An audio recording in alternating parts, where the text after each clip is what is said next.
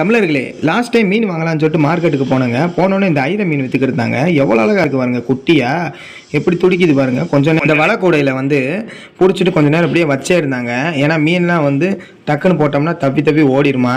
கொஞ்ச நேரம் அதுவே துள்ளிட்டே இருந்துட்டு படுத்துருமா. அதுக்கப்புறம் தான் அந்த கவரில் கொட்டுவாங்களாம்.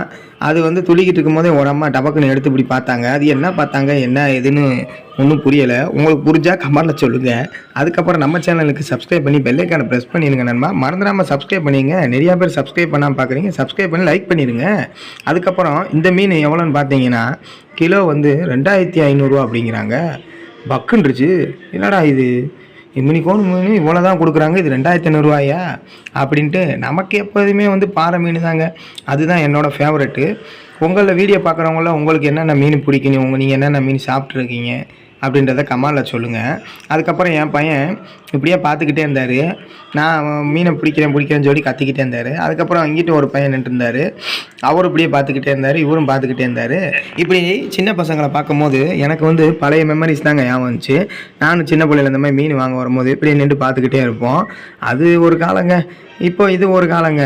அதுக்கப்புறம் சரி ஓகே அப்படின்னு சொல்லிட்டு பார்த்தேனே, மீன் ரொம்ப அழகாக க்ளீன் பண்ணிக்கிட்டு இருந்தாங்க நீட்டாக.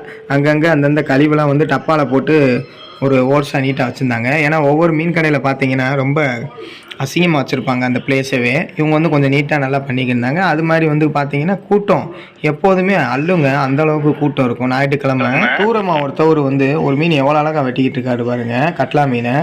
அதுக்கப்புறம் வெட்டிக்கிருந்தார். இவர் நமக்கு வெட்டி கொடுத்துருவாரு அப்படின்னு சொல்லி பார்த்தா ரொம்ப நேரமாக சிரைச்சி விட்டுக்கிட்டே இருந்தார்.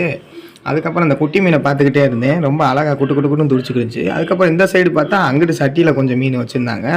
அந்த மீன் வித்துருச்சு. இந்த மீன் தான் இன்னும் இருக்குங்க, இது மட்டும் விற்கணுங்க அப்படின்னாங்க. இந்த மீனில் சரியான காசு இவங்களுக்கு கிடைக்கும் போல இருக்குது. அதுக்கப்புறம் அப்படி பார்த்தா கிட்டக்க பார்த்தா அப்படியே அழகாக நீந்திக்கிட்டு ஒன்றுக்கு மேலே ஒன்றா அப்படியே போய்கிட்டே இருந்துச்சுங்க. கையை வச்சோன்னே இந்த மீனே கடிக்க வருது நம்மளை.